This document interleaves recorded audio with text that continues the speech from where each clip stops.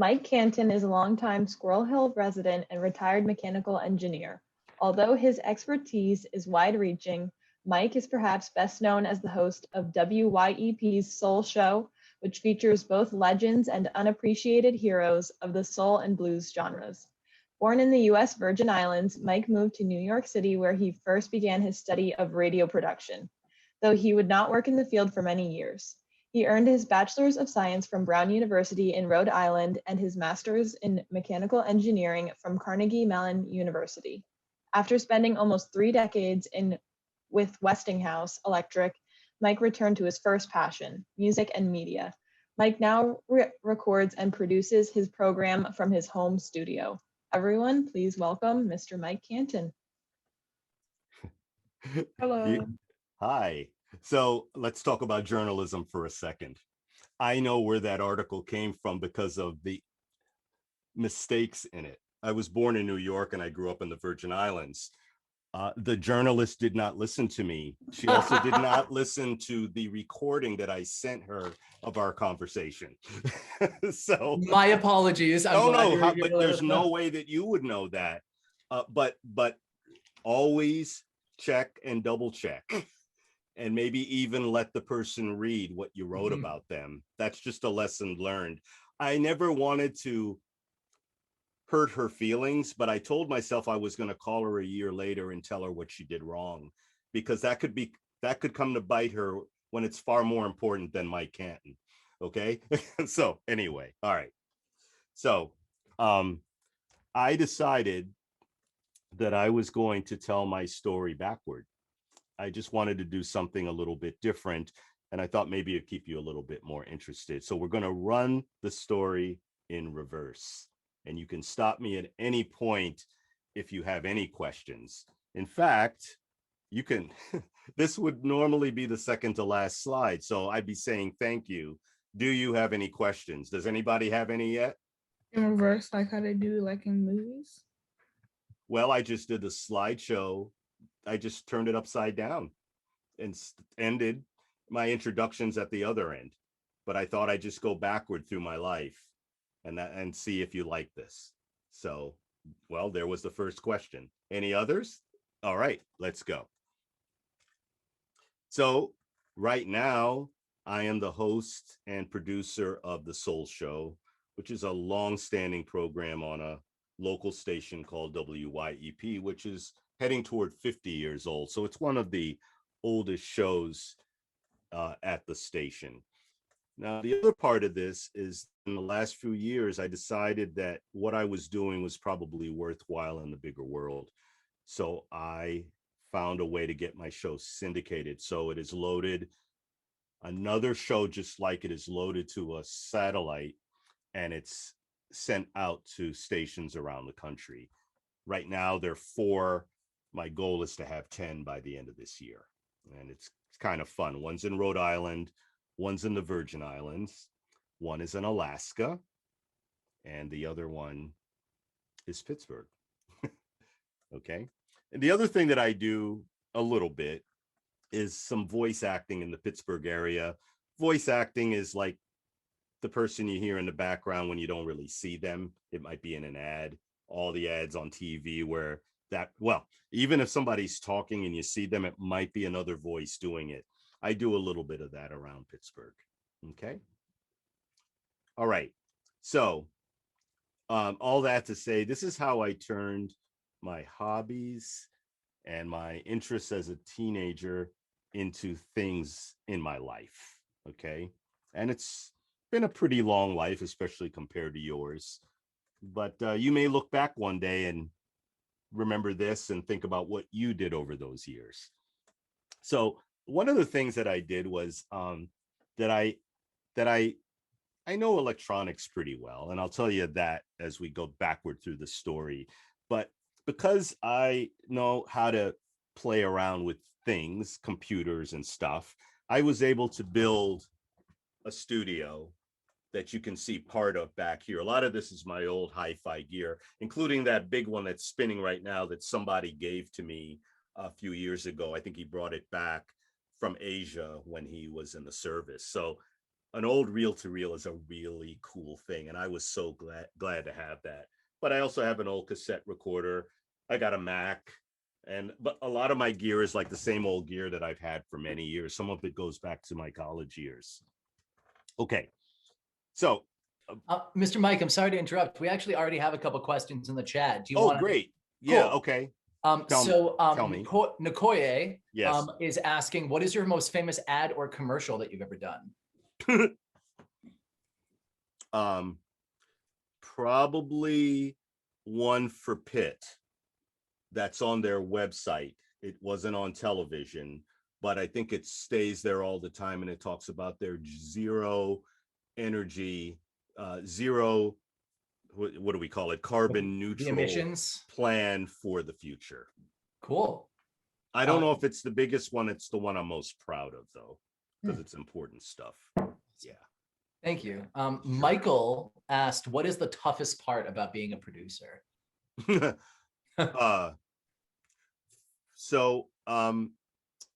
Let me define what production is in terms of radio. It is, so there are two parts to doing a show that I think of. One is the narration presentation, and the other part is the producing. So the producing is coming up with an idea and making it all the way through from the beginning to the end, so that all your songs are set up, all of your reads or narrations are lined up, all of the ads and all of the other things that you have to say are all lined up, so that over the 3-hour period, everything's tight. There are no gaps. It's interesting. It flows. From a style point of view, making sure that songs make sense the way they're connected together. Some people do that by matching beats. I call my show chaotic. So if it gets quiet, I make sure it gets loud real soon. Gets a little bit nutty. That's my pattern. And I think about songs flowing in these waves of quiet to crazy to quiet to crazy. I think about whether I want to do old music or very new music. My show goes all the way back to the 50s, and it has music that came out last week. So I always have to decide how much of each I want to do. I have to think about my market. I know that there are people of all ages listening to the show. They tend to be older. So I have to make those remember what they liked and what made them feel comfortable. But I also don't want them to be in what I call the temple of their familiar, where they're telling me that they love the Supremes and that's all they care about. That's not what we're doing here. Okay. So that's kind of the big picture of it. So now at the detail level, I have to use software to build the show. So what I do is I have Adobe Audition, and I have my music hard drive next to it, and I lay out the songs sort of the way you set up a playlist, but there's more to it than just having the songs one after the other. You have to decide how much they overlap. You have to decide if you're going to explain something in between. One of the hardest things, I think, aside from making it flow, is making sure that it matches the amount of time. So I have 3 hours and that's it. I have to decide how the show is going to end. I have to decide how I'm going to set it up at the beginning, and I have to decide what I'm going to do at the beginning of each hour. Another thing that I do is, with Women's History Month right now, every week I do something that's interesting with that theme. So I've been doing this for a number of years, and this year I decided that I have a little group of people that I call Soul Folk. They're on Facebook in a secret group, and I asked them, what should we do this year? And one of the things that they came up with was, what female backup singers moved on to become stars? So we looked at their early music when you may not even know they were singing on a song, and then showed how they progressed to become stars in their own right. So I think this week, I just finished the show this morning that's going to play tomorrow. Um, I had to go through and research each of those artists and say, where did she start? Who was she with? Can I find that song? If not, should I do it? Should I play an old and one of her solo songs, or is it okay to just play one or the other? Or can I explain one and play the other? So I think I went through about 20 artists, and some people were proposing artists that didn't make sense to me based on the research I did. For example, somebody said, please play Tina Marie. And I said, but Tina Marie never backed up anybody. And they thought she backed up Rick James. But when I checked, she never did. So I had to do the research to confirm that. That's journalism. You don't want to get on and have somebody call you and say you're wrong. Okay. And Danielle asked, how, if at all, has COVID impacted your work? That is an excellent question. Last March, we were told we couldn't come to the studio anymore. Okay. I used to do a live show on the South Side every week. So did 5 or 6 other people who don't go there to work day to day. For me, all I had to do was record a show the way I had always done it for my syndicated show. But for some people, they started from scratch. They had to get a computer, get a microphone, get a hard drive with all of their music, and learn how to use the software and create an environment in their house that didn't echo too much. I already had all that. So I was, of all the people who were weekend hosts at WYEP, I think I was the only one who never missed a week trying to figure out what to do next. Like, we were told, don't come in, but I was ready. I haven't missed a show through COVID. So it affected me because for the past year, every show I've done, I've had to record at home. And you can probably hear that the acoustics in here, you know, they're pretty good. So there's this like special hardware on the walls, like it's drywall, but it's an acoustic drywall that a friend of mine put in for me. So it's like layered on top of the stuff that I already had. So we just kind of like nailed it in right on top of, I'm making you dizzy probably. There's one of the screws where we screwed it on top of what was there before. So this room sounds pretty good. And then I've got I got my microphone, and I got some hardware from the station, like one of these things that they have. This is what we use. So I have this now in here. And then I have, I use a Mac, and I have a hard drive. I have 2 studios. I have one in this basement, but it's so dark in here that I don't feel like being down here all the time. So I just record my voice down here. Then I move the files up through my network to upstairs, and I do my final edits and production upstairs. That's awesome. Thank you so much. Sure. Anything else? Not as yet, but I will let you know if anything pops in. Okay. So we were talking about the home production studio. You just saw it. You saw half of my stuff. The other stuff is upstairs. Okay. So before that, I was a mechanical engineer all my life at a company called Westinghouse here in Pittsburgh. It's in Cranberry. Had a great career there. Learned a lot, had a lot of fun, traveled all over the world.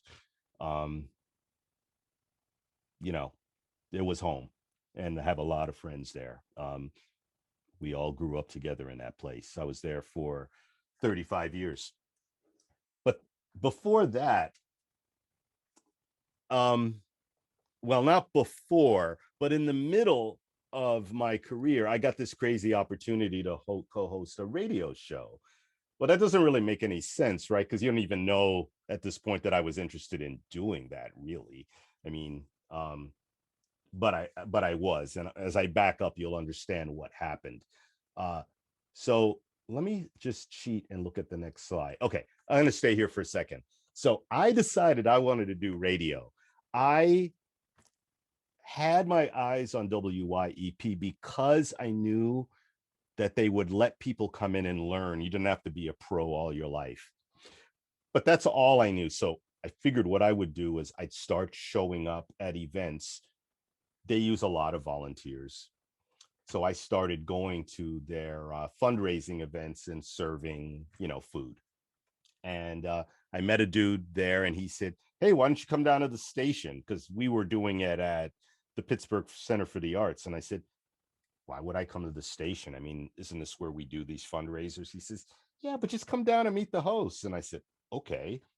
Well, so I wrote the host of the Soul Show and I said, "Hey, can I help you?" And he said, "Well, I don't really need any help except I probably could use a co-host." And so then nothing happened after that. I didn't know what to do next. So one day I showed up at the station during a fundraiser and met him. And then he invited me in. And I thought we were just going to like meet and hang out. And he told me come every week. I came almost every week for 3 years, just learning the ropes. He called me his co-host. He was much more talkative than I was. Um, but I was the co-host. He liked to have somebody to talk to. He had had a co-host before, and I think he missed having somebody. So it worked out great. But after 3 years, he left.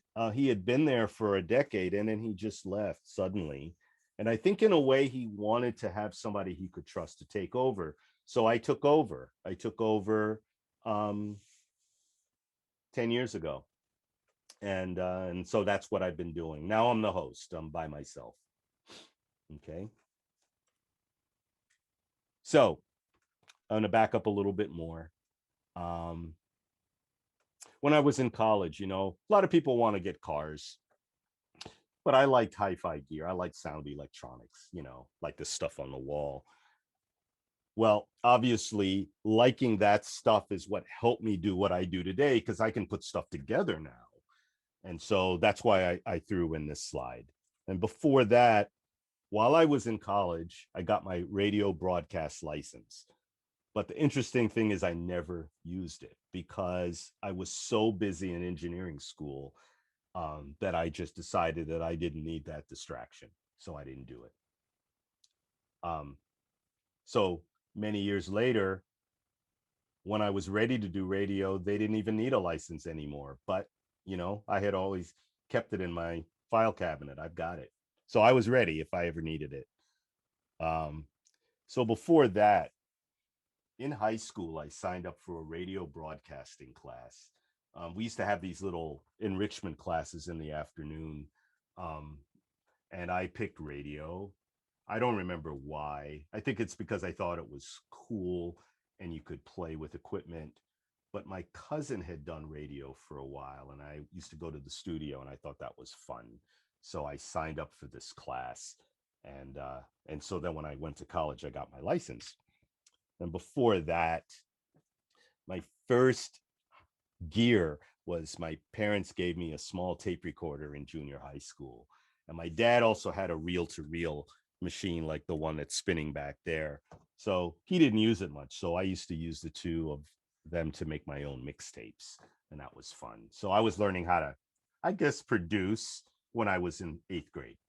That was my first experience. Now, before that, when I was very, very young, I had a family member who had a television repair shop. I mean, they don't exist anymore. The TV breaks, you throw it out. But back in the day, people used to actually put things back together. So I used to hang out there. And from when I was like 4 or 5 years old, I learned how to like solder and put together wires and make things. So maybe that's how I got the bug for all of this. Okay. And that's basically it. That's my broadcast life. And I put podcast in there too, because the syndicated stuff that I do is really more like a podcast, and the broadcast stuff is what I used to do when I was on the air live every week. That's my story. I didn't want to show you any more slides. I wanted to talk to you. So let's talk. We have another question Yeah. first of all, thank you. Yeah, sure. But Danielle asked, what music genre is typically played, and do you use new songs today if requested? That's several parts to that. What was the first part again? What genre? Music genre is What typically genre? Okay. The show is the Soul Show, right? So when I joined it, it was like the Supremes, okay? Stuff starting in the 60s going up through the 90s, okay? When I took over, I decided to broaden the scope. And at least one of you is a listener and knows that my scope's pretty wide. Um, um, what I have changed the show to is what I consider the broad base of modern Black music. Okay, so it's soul, it's hip hop, it's reggae, it's jazz hip hop, it's jazz fusion. It can be folk music if somebody like a Rhiannon Giddens from the Carolina Chocolate Drops is doing it. I got her, you know. If it's somebody doing spoken word, but it fits into what I want to do, I'll play them or interview them or both. And okay, what was the second part of the question again? And do you use new songs today if requested? Okay, so I did kind of, the part of that is request.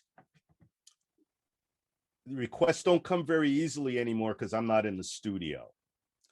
But what I found was that because I want to follow a certain storyline through a show, it is hard for me to take a request and just drop it in without kind of disrupting what I'm doing. So that may not sound very friendly, but I found that the more sophisticated I got with my flow, it was tough for me to take that on. So I kind of hoped that the phone wouldn't ring. And actually the phone slowed down, but I don't think I ever turned people away, because if they wanted a song, I'd play it. Maybe not exactly when they wanted me to, because it had to fit into where I was.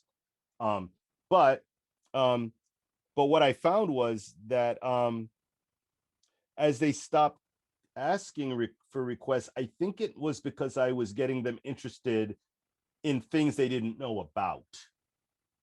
And so they wanted to see what I was doing.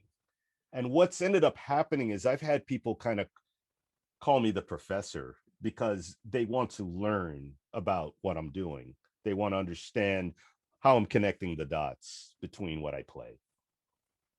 And I'll just throw out something. I know that radio is an antiquated concept, but one of the things that we'll always do with good hosts is they will tell you a story that goes through the music. And if you're listening to a stream that's just playing the songs that you like, or tries to use artificial intelligence to figure out what you would like, you may still not know why it picked it for you. It may also not take you in a direction that it should have. Like if a certain artist completely changed directions, artificial intelligence may not take you there because it's so different from where you are. But I'll take you there because I think it's important for you to see how an artist evolved. That's an example. So I don't get many requests. I don't miss them.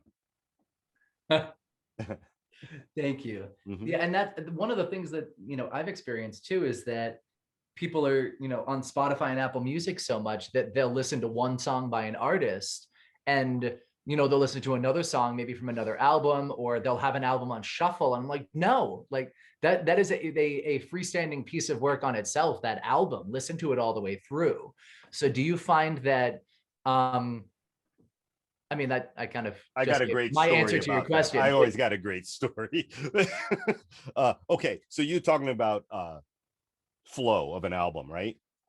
So there's this guy from the 70s named Donny Hathaway, He's my favorite vocalist of all time. I just loved his voice. He died tragically at a pretty young age, but he made quite a mark. Um, his fourth album was called Extension of a Man. And I just did a feature on this very recently. He wanted to do something symphonic at the beginning of an album, and he finally had the creative freedom to do it.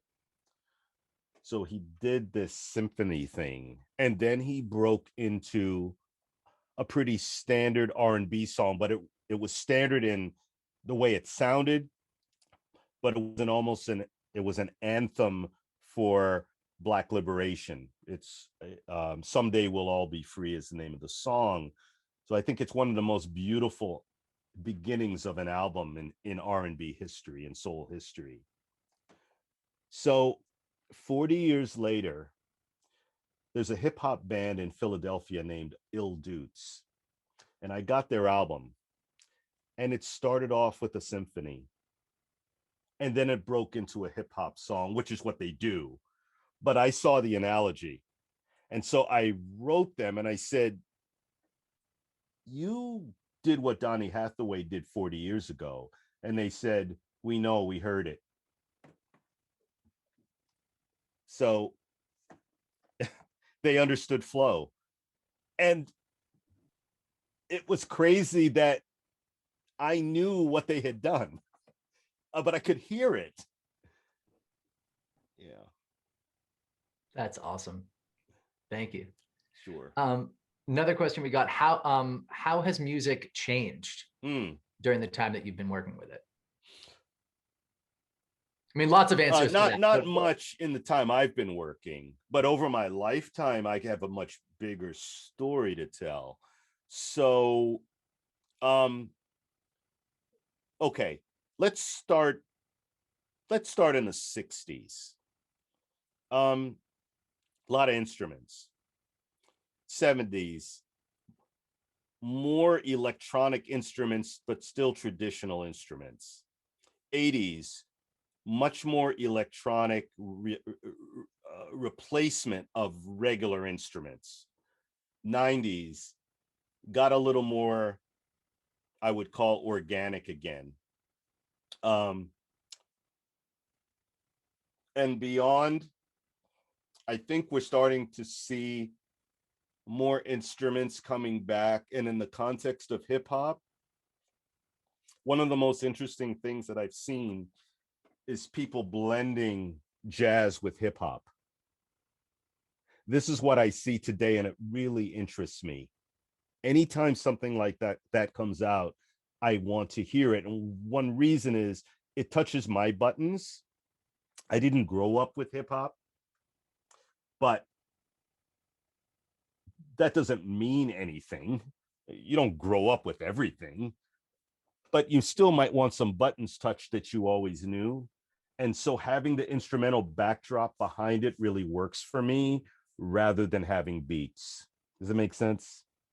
Thank you. Do you play any instruments? I got this guitar that I played for 6 months in 8th grade. That's about it. What's your favorite thing about podcasting and stuff like that? I was thinking about this morning for the umpteenth time. If you had to make me choose between producing and being on the air with my voice, I would prefer to produce, because the content, I think, matters more than the person. So producing means a lot to me. That's what I like the most. If I lost my voice, I would try to find somebody who would play what I want to play, and I would kind of be okay. Cool, thanks. Mm-hmm. Anybody else have any questions for Mr. Mike? I know I have 1,000 questions, so I can sit here and ask him all day, but I want to make my sure I'm answers not too monopoly. long? Are they making sense to everybody? Yeah, that makes sense to me. Okay, I tend to ramble. So just tell me when to, stop.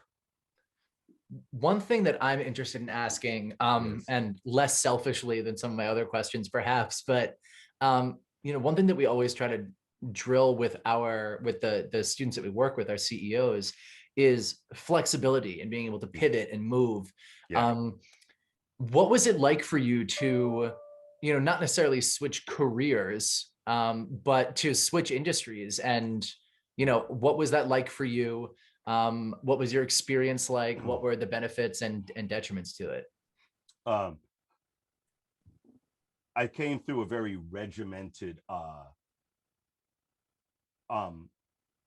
academic career. Engineering is very, it's science. And the people who work in it are pretty rigid. They're creative, but we were in an environment where we had to be super careful with what we did. So everything had to be checked. My career was pretty rigid, creative in some ways, but you didn't get to just have an idea and run with it because there were so many things regarding safety to the public, things that you built. You couldn't play around. So when I came to a radio station, what I found was it was kind of artsy, not very organized the way I knew it to be. And I found myself being able to offer things that brought a little bit more organization, even though I was not completely in the building all the time, but I could say, why don't we do things a certain way? But my creativity, the creative side of me really started to blossom because I was working for myself on radio programs. I'm a volunteer at WYEP. Many of us are, and we don't get calls being told what to do every day. If I decide I'm going to do a certain theme, I don't need approval. If I want to play certain music, I don't need approval. And I have more freedom than a lot of people do. Now, part of the reason that I can do so much of what I want is because I've learned everything kind of on my own that the station does as an organization, I do myself here. I've learned how to interview by myself. I know how to produce an interview. If you do an interview and it's an hour long, you got to trim it back to maybe 2 or 3 minutes. If you don't know how to edit, you can't do that. And I can't ask the station to do it because they don't have time to support me that way. So I've learned, we call that vertical integration. I can do every step of the way to deliver my product without any help from the station. These days, all I need from them is an antenna. I've got the mic. I just send them files, they load them and they play them.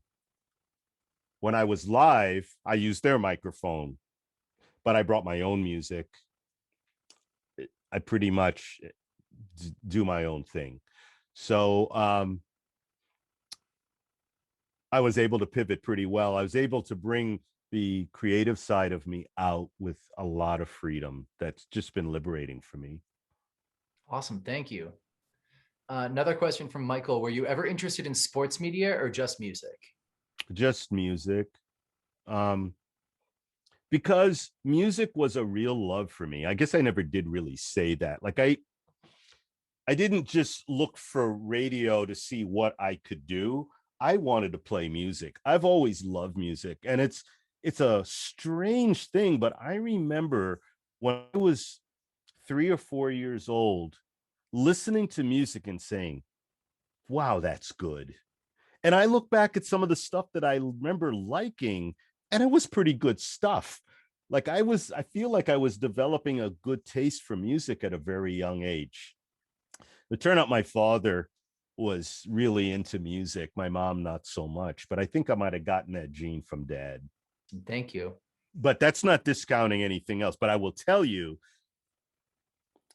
that a lot of what I do, sir, can be applied. If you're interested in sports media, a lot of what I do can be applied.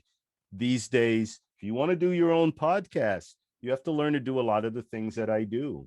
And you're very fortunate at this point in time that all the tools are right in front of you for not very much cost at all. 30 years ago, you couldn't do something like that. You needed to be at a radio station. You don't have to be anymore. Before we started, I was talking about I had received a cultural grant to do some website development and some video development, and it's turned into kind of a permanent thing even after the grant ran out. But I write music journalism, I do music videography. I've been a photographer all my life, and I've been able to do a good job with that. And I've gotten work out of it because I've been able to specialize in music stuff. I get to go behind stage. I can take pictures that nobody else can take. I go to so many concerts. I've been able to just kind of know what I want things to look like. It isn't like going every once in a while, but if you go to concerts every 2 or 3 days, you get good at taking photos in the dark when people are moving fast. You just learn, you know? So sports is the same way. If you wanted to be a sports podcaster, you'd have to go, you'd have to learn, you'd have to come home and write. And believe me, there's a lot of writing. I mean, you don't just start talking. Okay, these are my notes for today or earlier this week.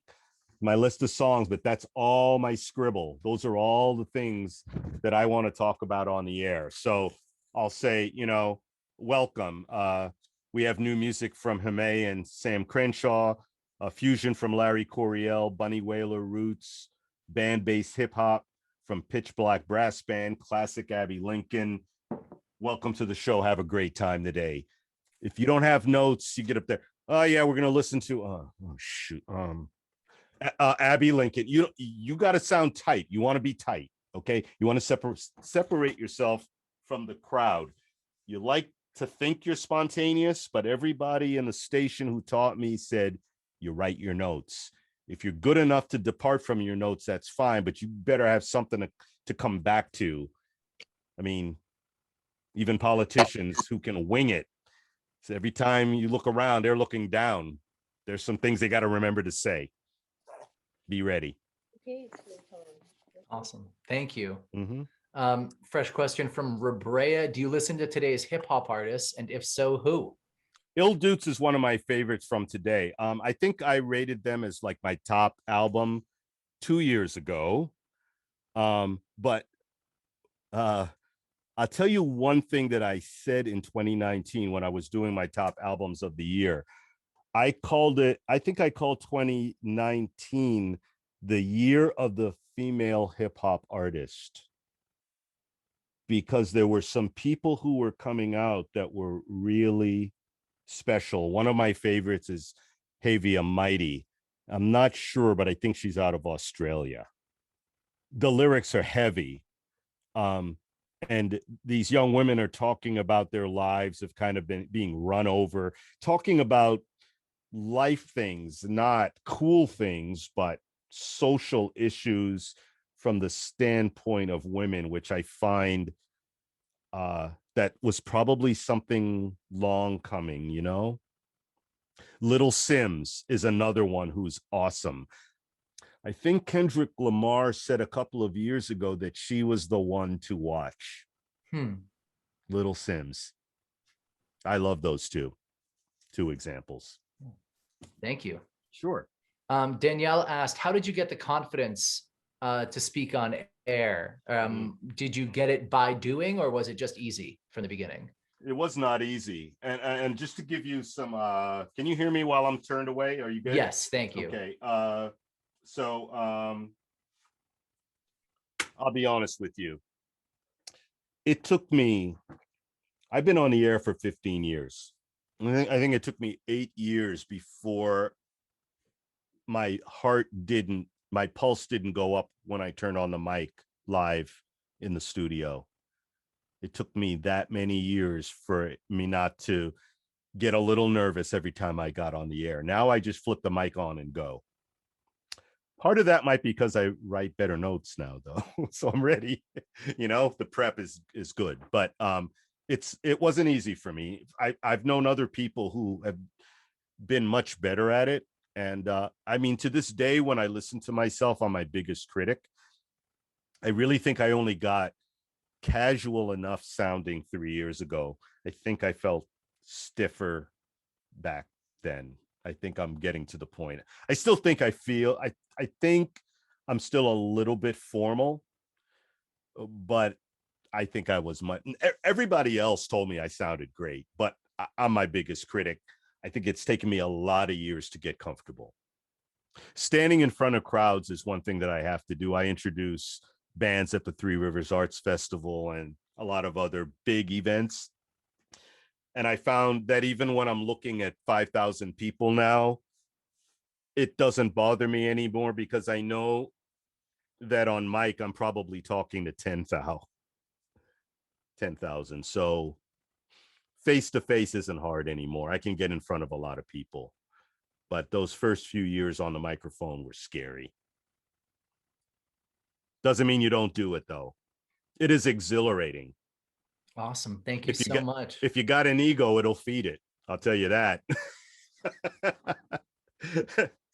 You know, I've always been very humble about it. And you know, what actually happens is that my voice is very distinctive. So even though nobody sees my face, people hear me in restaurants and walk up. So it's you're a little bit more hidden than on TV, but you're still a public person. And I'm still a little surprised because it feels the same. And people think I'm a big deal sometimes, but I haven't changed. And the first thing I try to do is make them feel comfortable, like I might hug them. Not these days, but, you know, just to let them know that it really, you know, come on. I'm on the mic, but, you know, whatever. Thank you. Yeah. Do we have any last questions for Mr. Mike before we give him a big school of career thank you? Let me tell you, I didn't expect this many questions. Thank you. That was really cool. Awesome. Well, can we have if not cameras on, at least mics on? Big thank you to Mr. Mike for coming and spending his Friday afternoon with us. Thank you, Mr. Mike. Oh, you're welcome. Thank you so much. Does anybody think that they might want to reach out to me in the future for anything? You said you did photography. I do. Can you tell us more about that? Oh, I sure can. What do you want to know? Anything? Because Okay. I've been looking forward to doing. Yeah. And you want to do it with your phone, or do you want to buy equipment? What do you want to do? I want to buy equipment. Why do you want to buy equipment? Because I'm a very creative person. Okay.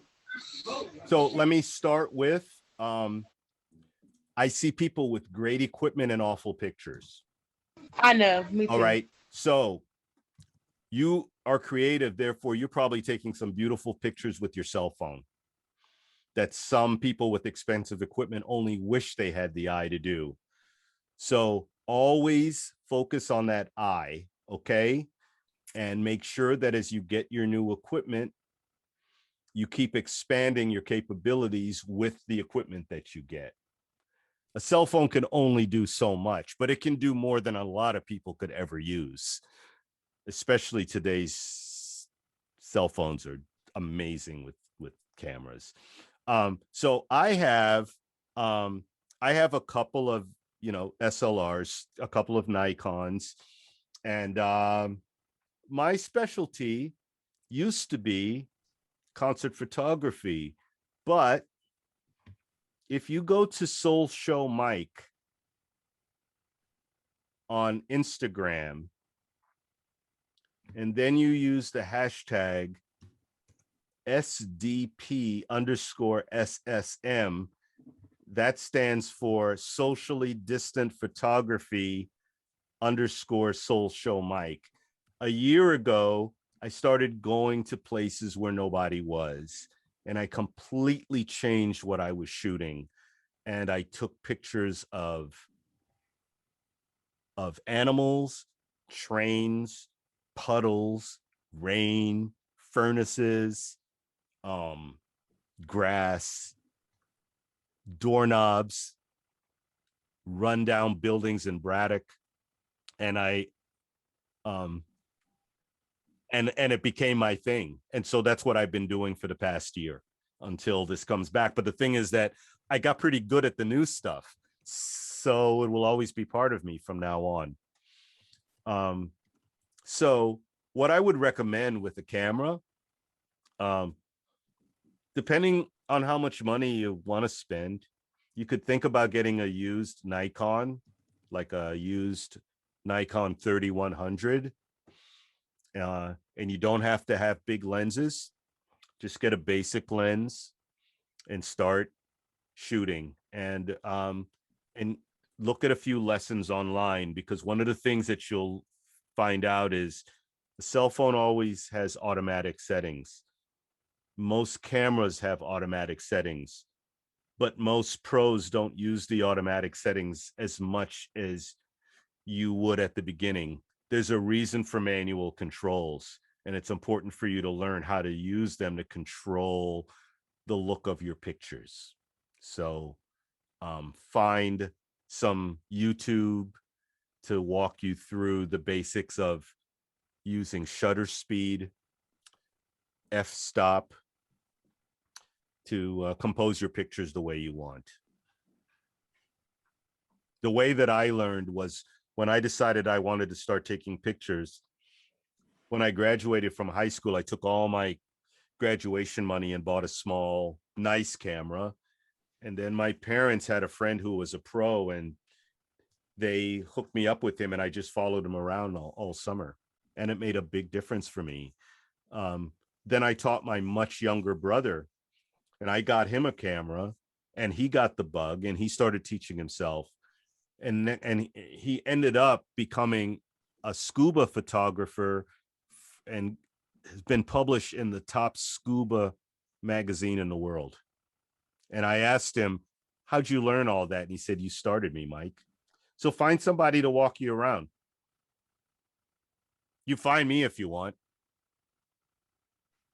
You know, if you want to walk around when this is over, we'll go take pictures. I'd love to do it with you. Okay. Thank you. Much easier to walk you through than to just talk at you. That sounds like a great summer workshop. It does. So I'm going to, I am putting the link to Mr. Mike's website in the chat right now if you want to check him out. And that's how I got his contact info too. So you just got an invitation from a consummate professional to let you pick his brain at your leisure. And I would encourage you to take him up on that. Yeah, I would love to walk you through some of what I do. Well, thank you so much. You know, both in terms of podcasting, photography, I do a little videography. If you go to my website, you'll also see, if you dig enough, you'll find my articles in the Pittsburgh City paper on, my music journalism, whatever you want to talk about, I'm good. I'm thinking about doing a grant real soon. I was actually going to apply next month, but I'm going to put it off. It's going to be to train young folks to do podcasting. So something to keep your eye on, everybody. Yeah, I'll let you know. My goal is to start it. It didn't make a whole lot of sense to set it up now. If I got the money, I still couldn't teach the way I wanted to because we couldn't be close. But if I get it in the winter, what I envision is a workshop where everybody has a laptop, editing software, a microphone, and I bring in some of the hosts from WYEP, and we just learn how to do this stuff, and you learn how to podcast. So, Ken, I'm sorry, I've been on calls this whole time, but I've been listening. I'm Carla Starworth, the program director. Oh, hi. So when I hear these great ideas, I immediately go into action. So we would definitely like to be that test and host site for you. We're right in Oakland. We have a great facility. And hopefully we'll be back in person soon, and maybe we can help with some of that. I know we pay our students to participate and take advantage of these types of opportunities. We have tons of laptops. So we would, we would have half of it already taken care of. The microphones are the only things we don't have. So this is beautiful because one of the important things, and I often go through the Pittsburgh Foundation and the Heinz endowments. Mm-hmm. And what I've learned is, and I've been on both ends of it. I've been a judge and I've been an applicant. It is really important to team with other organizations. Yep. Okay. And so one of the things I knew I needed to do with this idea was to find the pool of students and to find the place to do it. And it sounds like check. Yeah. And you have equipment, so I wouldn't have to ask for as much budget for like laptops. Yep. But then I could get more microphones, and find money to do other things. The other thing that I'm hoping to do is talk WYEP into allowing some of the students to develop some test programming for the overnight slots. I love it. So that people would actually have a chance to hear themselves on the air. I mean, I would love podcasting is cool. That would be so But if cool. you turn on a radio and you hear your voice, that's cool. I know there would be some exciting parents. Listen to my baby. Yes. I mean, and podcasts are incredible. I keep hearing, and I know everybody's sick of the names, but the Duchess and Prince that are here, their podcast has gone like just berserk in this little bit of time that they've started it. And so many people are doing that. And that's such a powerful way to communicate. It is. And share your voice. School to Career CEOs, is this something that you all would like to do? Hands up. I don't see hands yet. It's definitely in alignment with our Future Makers program. Okay. So we would absolutely. So we're going to write this grant together then, okay? Sure. So the cycle was April 15th. So they're 6 months apart. So it's around October 15th. Exactly. Is when we'll do it. Okay. So I love it. So what I'm going to do for you, I think you should do this. There's a March 24th workshop with the Pittsburgh Foundation / Heinz Endowments. Remind me to send you the link for the workshop. Okay. I just participated in the February one, but the March one's going to be a whole lot like it. And they walk you through their grant application process. Okay. And I think you should check that out for this and for any other thing you want. Yeah. And we've had Heinz grants before. Okay. Yeah. We've had those grants before, but not those. I mean, not that particular one, but we were a recipient of their summer youth philanthropy grant a few years ago. So, and our organization as a whole, OPDC, has gotten money through the Heinz Foundation. Do you have are you a 501? Absolutely. Well, you just took care of another part of what helps a lot with the partner. Oh yeah. Because I don't have that, and it isn't necessarily worth it for me to go through all that work for the things that I do.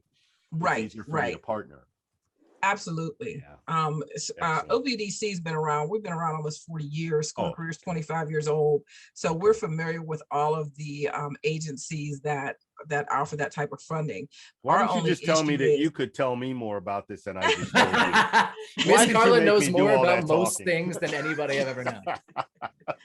Our biggest issue is we couldn't justify the microphones. So we could definitely be a partner, but we wouldn't need the equipment long term. So that's the only thing, because it's like, what would we do with, if it's like, I don't know how many microphones, say we had 10 students that wanted to participate, how many microphones would actually need to be purchased? What's the cost?